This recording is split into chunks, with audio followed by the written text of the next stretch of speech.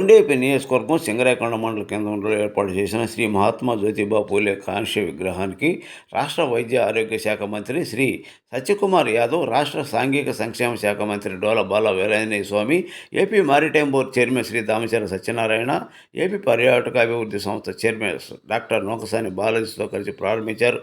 ఈ సందర్భంగా మంత్రి శ్రీ సత్యకుమార్ యాదవ్ మాట్లాడుతూ, ఈ సింగరాయకొండ నియోజకవర్గంలో 30 సంవత్సరాల అనుబంధం ఉందని, ఈ నియోజకవర్గానికి అనేకసార్లు రావడం జరిగిందన్నారు. సామాజిక చైతన్యానికి, సమానత్వానికి ఒక మహాత్మా జ్యోతిబా పూలే ప్రతిగా అని అన్నారు. మంత్రి డోల బాల వీరాంజనేయ స్వామి మాట్లాడుతూ, సాంఘిక దురాచారాలపై పోరాటం చేసిన మహనీయులు శ్రీ మహాత్మా జ్యోతిబా పూలే అని అన్నారు. మహిళా విద్య కోసం పూలే దంపతులు ఎనలేని కృషి చేశారన్నారు. పూలే ఆశయాలకు అనుగుణంగా కేంద్ర రాష్ట్ర ప్రభుత్వాలు పనిచేస్తున్నాయన్నారు. AP maritime board chairman Damacharla Satyanarayana, AP పర్యాటక అభివృద్ధి సంస్థ చైర్మన్ డాక్టర్ నూకసాని బాలాజీ మాట్లాడుతూ, సమాజ స్థాపనకు శోధన సమాజాన్ని ఏర్పాటు చేసిన, తన తుదిశ్వాస ఉన్నంత వరకు సంఘ సంస్కరణలకే తన జీవితాన్ని అంకితం చేసిన మహనీయులు శ్రీ మహాత్మా జ్యోతిబా పూలే అని అన్నారు. అలాంటి మహోన్నత వ్యక్తిని తలుచుకుంటూ, ఆయన ఆశయాలకు, ఆదర్శాలకు గుర్తు చేసుకుంటూ, ఆయన అడుగుజాడల్లో ప్రతి ఒక్కరు నడవాల్సి ఉందన్నారు. ఈ కార్యక్రమంలో నియోజకవర్గ ప్రజాప్రతినిధులు, ప్రజలు తదితరులు పాల్గొన్నారు. మారిటైమ్ బోర్డు చైర్మన్ దామచర్ల సత్య గారికి, మన మండలం వాసి tourism board chairman Nookasani Balaji గారికి, అదేవిధంగా వేదిక మీద ఉన్నటువంటి బీజేపీ, జనసేన, తెలుగుదేశం పార్టీ నాయకులకు, వేదిక మీద ఉన్నటువంటి బీసీ సంఘాల ప్రతినిధులందరికీ, ఇక్కడ విచ్చేసినటువంటి మీడియాకి, ప్రజలందరూ కూడా నేను నమస్కారాలు. చాలా సంతోషం ఏంటంటే, దాదాపు 7 సంవత్సరాల తర్వాత విగ్రహావిష్కరణ నోచుకోవటం, అది కూడా జ్యోతిబా పూలే యొక్క పుట్టినరోజు సందర్భంగా ఆవిష్కరణ చేసుకోవడం చాలా సంతోషమైన విషయం. విగ్రహాలు ఏర్పాటు చేసే విషయాన్ని అందరూ పెద్దలు చూశారు. ఏ పరిస్థితులు ఏర్పాటు చేయడం జరిగింది. ఆ తర్వాత మళ్ళా గడిచిన 5 ఏళ్లలో ఆ విగ్రహం ఓపెనింగ్ కూడా నోచుకోవాలి. ఈరోజు అనుకోకుండా సడన్గా ఒకరోజు ముందే మినిస్టర్ గారితో నేను మాట్లాడి, విగ్రహావిష్కరణకు రావాలి మీరు అంటే, వారు అంగీకరించేందుకు ముందుగా వారికి ప్రత్యేకంగా ధన్యవాదాలు తెలియజేస్తాను. ఎందుకంటే చాలా సాటిగా నిన్ననే చెప్పింది రావాలి మీరని చెప్పేసి. అదేవిధంగా వీళ్ళు విగ్రహావిష్కరణకి బీసీ మంత్రులు ఎవరు లేకపోతే ప్రోగ్రాం వాయిదా చేస్తామంటే ఇప్పటికే చాలా లేట్ చేశారు. తప్పనిసరిగా ఈరోజు ఓపెన్ చేయమని చెప్పేసి విగ్రహావిష్కరణ కమిటీ సభ్యులు కూడా నేను సూచించిన, వాళ్ళు అంగీకరించడం కూడా జరగడం కూడా చాలా సుపరిణామం. దాదాపు 200 సంవత్సరాల క్రితం భారతదేశంలో ఒక సామాజికవేత్త, ఒక సంఘ సంస్కర్త జన్మించడమే కాకుండా, ఆ రోజుల్లో మీడియా కానీ ఇంత ప్రాచుర్యం లేని పరిస్థితుల్లో బ్రిటిష్ పాలనలో ఉన్నప్పుడు వారు రైతుల కోసం ఉద్యమాలు చేశారు, ప్రజల కోసం చేశారు, మహిళల కోసం, బాలికల కోసం ఉద్యమాలు చేశారు. అదేవిధంగా సంస్కరణలు తీసుకుంటూ వాళ్ళ కార్యోన్ముఖాలు చేస్తూ బాలికా విద్యను ప్రోత్సహించారు. అదేవిధంగా సామాజికంగా ఉన్నటువంటి దురాచారాలని రూపమాపే విధంగా వారు కృషి చేయడం, వారి సతీమణి కూడా విద్యను అభ్యసించి మహిళలు కూడా టీచర్లుగా సమర్థవంతంగా నిరూపించుకోవడం చెప్పేసి వారు ఆ విధంగా కూడా వారిని ప్రోత్సహించడం కూడా మనం గమనించుకోవాల్సిన విషయం ఉంది. ఈరోజు వారి ఆశయాలతోటి మన ప్రభుత్వం ముందుకు వెళ్తా ఉంది. కేంద్రంలో ప్రధానమంత్రి మోడీ గారు బీసీ వర్గానికి చెంది 3వసారి ప్రధానిగా ఉన్నారు. ఈ రోజున డాక్టర్ బిఆర్ అంబేద్కర్ గారు కూడా పూలే గారి ఆశయాలని ప్రభావితం చేశారని చెప్పినటువంటి సందర్భాలు. ఇంకొక విషయం తీసుకుంటే, ఈ నెలలో సామాజిక విప్లవానికి, సామాజిక న్యాయానికి కట్టుబడినటువంటి వ్యక్తులు జన్మించినటువంటి మాసం ఏప్రిల్ మాసం. పూలే గారు కావచ్చు, డాక్టర్ బిఆర్ అంబేద్కర్ గారు కావచ్చు, జగజీవన్ గారు కావచ్చు, మన ప్రీత ముఖ్యమంత్రి చంద్రబాబు నాయుడు గారు కూడా ఈ నెలలోనే పుట్టడం అనేది కాకతాళీయమో యాదృచ్చో, కానీ వీరందరూ కూడా సామాజిక న్యాయానికి, సమాజంలో వీళ్ళ యొక్క ఎవరైతే తక్కువగా ఉన్నారో వాళ్ళందరూ కూడా అభివృద్ధికి కృషి చేసిన వ్యక్తులు అనే విషయం మనం గమనించుకోవాలి. ఈరోజు జ్యోతిరావు గారి యొక్క పూలే ఆశయాలతో ప్రజల ఉన్నమ్మకి ప్రభుత్వాలు కూడా వర్గాల్ని ఏదైతే వారు చూసినటువంటి వర్గాల అభివృద్ధికి తోడ్పాటు చేస్తా ఉన్నాయి. ఈ పూలే గారు కావచ్చు, అంబేద్కర్ కావచ్చు, ఒక కులానికి చెందినటువంటి నాయకులు కాదు. ఒక కులంలో పుట్టచ్చు, కానీ సమాజంలో ఉన్నటువంటి రుగ్మతలు వారు సరిపేసేందుకు వారు కృషి చేసిన విషయాన్ని మనం గమనించుకోవాలి. వాళ్ళు దయచేసి కుల నాయకులుగా మనం ప్రకటించకుండా ఈ దేశంలో ఉన్నటువంటి సమాజానికి పట్టినటువంటి ఆ రుగ్మతలు తొలగించే కృషి చేసిన విధంగా మనం గౌరవించవలసిన బాధ్యత మన అందరి మీద ఉంది. వారి ఆశయాలతో మనం ముందుకు వెళ్తున్నాం. ఒకసారి చూసుకుంటే బీసీల సంక్షేమం కోసం పాటుపడినటువంటిది తెలుగుదేశం పార్టీ ఈరోజు ఎన్డీఏ ప్రభుత్వాల విషయం మనం గుర్తు చేసుకోవాలి. 33% చట్టసభలో నిర్వహిస్తే గత ప్రభుత్వం ఆ 33% తగ్గించే విషయాన్ని గుర్తు చేసుకోవాలి. అదేవిధంగా మనకి బీసీ కార్పొరేషన్ లేని మనం ఇస్తే గత 5 సంవత్సరాలు ఏమైపోయింది. మన ప్రభుత్వం ఎన్డీఏ ప్రభుత్వం వచ్చిన సాధిస్తే ఈ రోజున మన వైద్య ఆరోగ్య శాఖ మంత్రి గారి చేతుల మీదుగా కలెక్టరేట్ లో బీసీ కార్పొరేషన్ లోన్లు పంపిణీ చేయడం కూడా జరిగిందనే విషయాన్ని తెలియజేస్తాం. రాష్ట్ర వ్యాప్తంగా ఒక మహానుభావుల యొక్క జన్మదినం రోజు ఈ కార్యక్రమాలు చేసుకోవడం అనేది రాష్ట్ర ప్రభుత్వానికి బీసీల పట్ల నాయకుల పట్ల చిత్తశుద్ధిని నిరూపిస్తుంది తెలియజేస్తున్నాం. ఇంకో విషయం ఏంటంటే మనం బీసీలకు ఇచ్చినటువంటి మహాత్మా జ్యోతిరావు పూలే గురుకుల విద్యాలయాలు మనం నామకరణం చేసి ఆ రోజు చేస్తే గురుకుల పాఠశాలలు 5 సంవత్సరాలు అభివృద్ధిని నోచుకోవాలి. మళ్ళీ మన ప్రభుత్వం వచ్చిన తర్వాత పాఠశాలల్లో అడిషనల్ క్లాస్ రూమ్స్ కి డార్మెటర్లకి నిధులు మనం ముందు చేసి జ్యోతిరావు పూలే గారి విగ్రహ ఆవిష్కరణకి అధ్యక్షులు వహించినటువంటి మన ఒంగోలు జిల్లా పార్టీ అధ్యక్షులు ఏపీ టూరిజం చైర్మన్ నోక్సాన్ బాలాజీ గారికి, వేదిక మీద ఉన్న పెద్దలు, ఈ కార్యక్రమానికి ముఖ్య అతిథిగా వచ్చేసిన మన రాష్ట్ర వైద్య ఆరోగ్య శాఖ మంత్రి సత్యకుమార్ యాదవ్ గారికి, అలాగే మన నియోజకవర్గ ముద్దుబిడ్డ మన రాష్ట్ర మంత్రివర్యులు స్వామి గారికి, వేదిక మీద ఉన్న అటు బీజేపీ మరియు జనసేన తెలుగుదేశం పార్టీ నాయకులకు, ఇక్కడికి విచ్చేసిన ప్రతి ఒక్కరికి పేరు పేరున నా నమస్కారాలు. చాలా సంతోషం. ఈరోజు మనకి గౌరవ మంత్రివర్యులు సత్యకుమార్ యాదవ్ గారు ఒక మంచి కార్యక్రమానికి ఈరోజు కొండేపి నియోజకవర్గంలో సింగరాయకొండలో ఒక పేదల పెన్నిది బడుగు బలహీన వర్గాల ఆశా జ్యోతి అయినటువంటి మహాత్మా జ్యోతిరావు పూలే గారి విగ్రహ ఆవిష్కరణకు రావడం నిజంగా చాలా సంతోషంగా ఉంది. ఈరోజు పూలే గారి గురించి మన పెద్దలు బాలాజీ గారు కానీ అందరూ అన్ని విషయాలు తెలియజేశారు. కానీ ఆ రోజుల్లోనే మహిళలు కూడా చదువుకోవాలి, మహిళలు కూడా అన్ని రంగాల్లో పురుషులతో పాటు సమానంగా రాణించాలని ఒక మంచి ఆలోచనతో ఆయన అనేక మందికి ఈరోజు ఒక ధైర్యం చూపిన వ్యక్తి పూలే గారు. అలాంటి గొప్ప వ్యక్తి ఈరోజు మన సింగరాయకొండలో కూడా విగ్రహ ఆవిష్కరించుకోవడం చాలా సంతోషంగా ఉంది. ఈరోజు మన నియోజకవర్గం చూసుకుంటే చాలా వెనకబడిన నియోజకవర్గం. పెద్దలు సత్యకుమార్ యాదవ్ గారు వైద్య ఆరోగ్య శాఖ మంత్రిగా ఉన్నారు. కొండేపి నియోజకవర్గ ప్రజల తరఫున ఒకటే కోరుకుంటా ఉన్నా, అన్నా ఇది బాగా వెనకబడిన నియోజకవర్గం అన్నా, కొంచెం మీ ఆధ్వర్యంలో మా నియోజకవర్గానికి ఒక 100 బెడ్ హాస్పిటల్ మీరు తప్పకుండా చేస్తే, ఎందుకంటే ఏ చిన్న జబ్బు వచ్చినా మాకు ఒంగోలు పోవాల్సి వస్తూ ఉంది. ఇది అటు లేకపోతే కందుకూరు మా దగ్గర ఉన్న పెద్ద టౌన్ అన్నా. కాబట్టి మన గౌరవ మంత్రివర్యులు కూడా అప్పుడు మన గవర్నమెంట్ హాస్పిటల్లోనే డాక్టర్గా పనిచేశారు. ఆ కష్టాలన్నీ ఆయనకి తెలుసు. ఈరోజు మనకు ఒక గొప్ప అవకాశం. ఈరోజు కేంద్రంలో సత్యకుమార్ యాదవ్ గారికి ఉన్న పరిచయాలు చాలా ఎక్కువ పరిచయాలు. ఏ పనైనా చేసుకొని రాగల సత్తా ఉన్న అతనికి, ఒక మంచి మనిషికి ఈరోజు వైద్య ఆరోగ్య శాఖ మంత్రి రావడం చాలా అదృష్టం. ఎందుకంటే ఆయన చాలా సింపుల్గా పెద్దవాళ్ళ దగ్గర అన్ని పదవులు చేసి బీజేపీకి ఒక సైనికుల్లాగా మన రాష్ట్రం తరఫున కానీ కేంద్రంలో కానీ మంచి పేరున్న వ్యక్తి మన గౌరవ మంత్రివర్యులు సత్యకుమార్ యాదవ్ గారిని కూడా తెలియజేసుకుంటా ఉన్నా.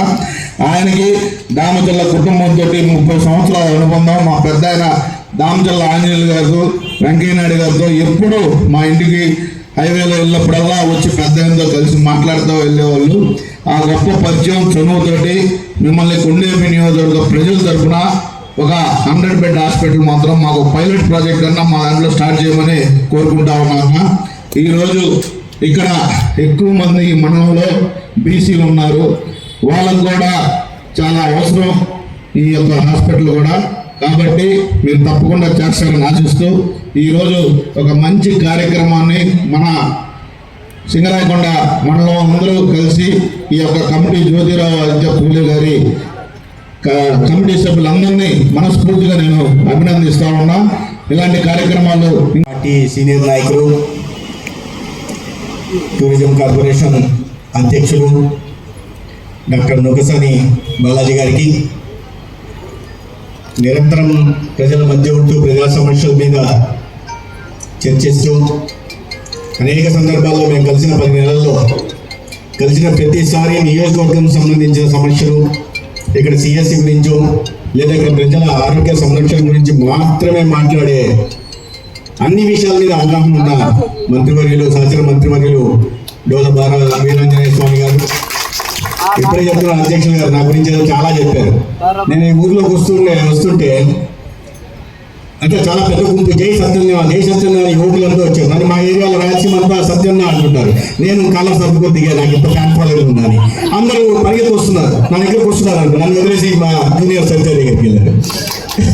అటువంటి యువ నాయకుడు, ఈ ప్రాంత యువకుల దిల్కా ధడకన్ దావంచేరులో సత్య గారు,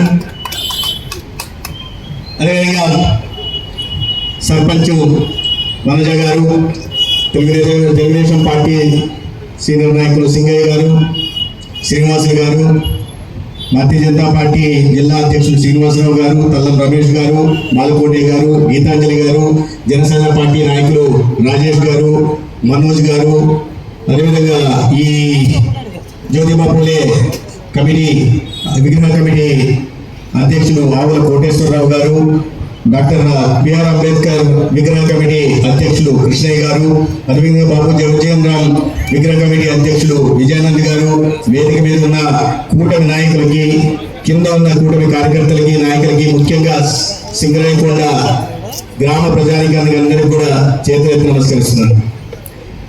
నాకు ఈ నియోజకవర్గం కొండపి నియోజకవర్గంతో సోదరులు సత్య గారు చెప్పినట్టుగా దాదాపు 30 సంవత్సరాల అనుబంధం ఉంది. అంటే మరి 1999 నుంచి అయితే చాలా సందర్భాల్లో నేను వచ్చాను. ఏది ఒకటి పెద్ద అయిన రామచంద్ర ఆంజనేయ గారిని చూడడం, ఆయన మంత్రివర్గ నేను కేంద్రంలో గ్రామీణాభివృద్ధి శాఖ మంత్రికి ఓడిగా పనిచేసేవాడిని. ఆ సందర్భంలో పెద్ద గారికి ఫోన్ చేసి మాట్లాడడం జరిగింది. అనేక సందర్భాల్లో వచ్చారు. కానీ ఎప్పుడు కూడా నేను వెంకయ్యనాయుడు గారు వెంట రావడం, ఎందుకంటే వారికి ఓడిగా ఉండేవాళ్ళు కాబట్టి వారు వెంట వచ్చేవారు. కానీ ఎప్పుడు ఒక కార్యక్రమానికి రాలేదు. నేను భారతీయ జనతా పార్టీ జాతీయ కార్యదర్శిగా పార్టీలో ఒక క్రియాశీలక పాత్ర పోషిస్తున్న సందర్భంలో రాష్ట్రంలో అనేక నియోజకవర్గాలు వెళ్ళాను. కానీ ఏ కారణం చేతను కొండపి నియోజకవర్గానికి సింగరాయకొండకు వచ్చే అవకాశం కలగల. కానీ నా అదృష్టం ఏంటంటే ఎప్పుడు రాకపోయినా మొట్టమొదటిసారిగా సింగరాయకొండకు వచ్చిన సందర్భంలో ఒక మహనీయుడి విగ్రహ ఆవిష్కరణ కోసం ఒక బీసీ మంత్రిగా వచ్చే అవకాశం కలిగింది. అవకాశం కలిగించడానికి ముఖ్యంగా నేను డోల బాల వీరాంజనేయ స్వామి గారు చాలా పెద్ద పేరు, మాలాగా సత్యాన్ని తెలియడం కూడా బాగుంటుంది. కాబట్టి వారికి ప్రత్యేకంగా ధన్యవాదాలు తెలియజేస్తున్నాను. ఎందుకంటే నేను మొన్న సాయంత్రం నా నియోజకవర్గంలో ఉన్న దగ్గర చాలా దూరం చెప్పారు, ఇట్లా ఉంది కదా, ఒంగోలుకి వస్తున్నారు కదా అని. దేనికండి అన్న అంటే విగ్రహావిష్కరణ అని. నాకు సాయంత్రం బాగా లేట్ అయిపోతుంది, రాత్రికి వెళ్ళాలి అన్న. లేదు రావాల్సిందే అన్నారు. మరి తప్పుతుందా? డోలా గారి స్వామి గారి ఆదేశాలంటే తప్పదు. ఓకే వస్తానన్నా. ఇవాళ రాకపోయి ఉంటే మంచి కార్యక్రమంలో పాల్గొనే అవకాశం, ఇంతమంది ఆత్మ బంధువుల్ని కలిసే అవకాశం ఖచ్చితంగా కోల్పోయేవాళ్ళు. మిత్రులారా, మహాత్మా జ్యోతిబా పూలే గురించి చాలా విస్తారంగా ఒకసారి బాలాజీ గారు, అదేవిధంగా స్వామి గారు మంత్రివర్యులు కూడా చెప్పారు.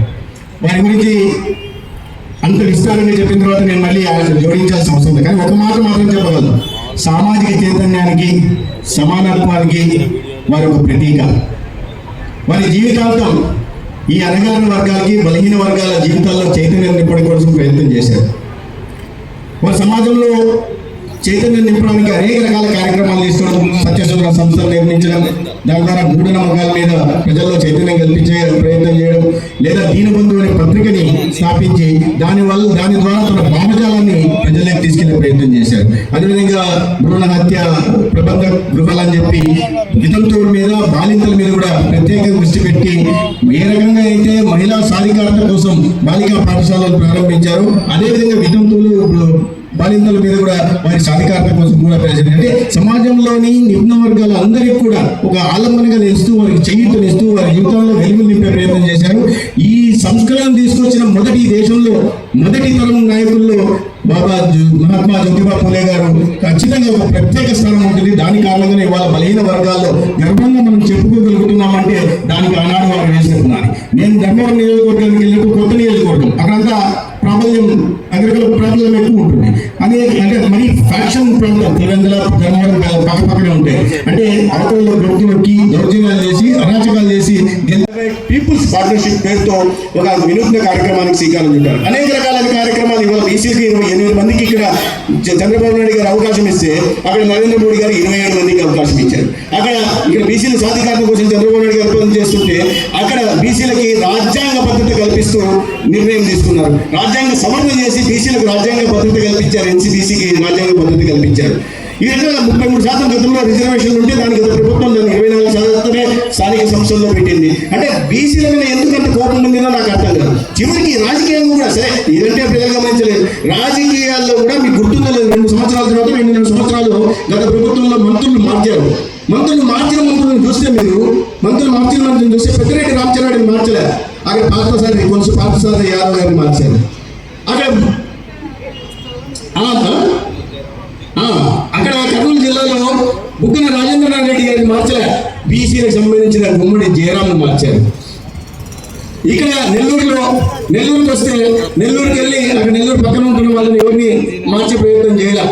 మార్చింది ఎవరినాయి అంటే అనిల్ కుమార్ యాదవ్ని మార్చారు. అంటే మీరు పర్ఫార్మెన్స్ అనేది బీసీలో సాధ్యం కాదనే విధంగా ఆయన అనుకున్నాడో మరి ఏందో బీసీలో పర్ఫార్మ్ చేయలేదు. ఆయన అసలు అసమర్థ పాలన ఇచ్చిందే జగన్మోహన్ రెడ్డి గారు.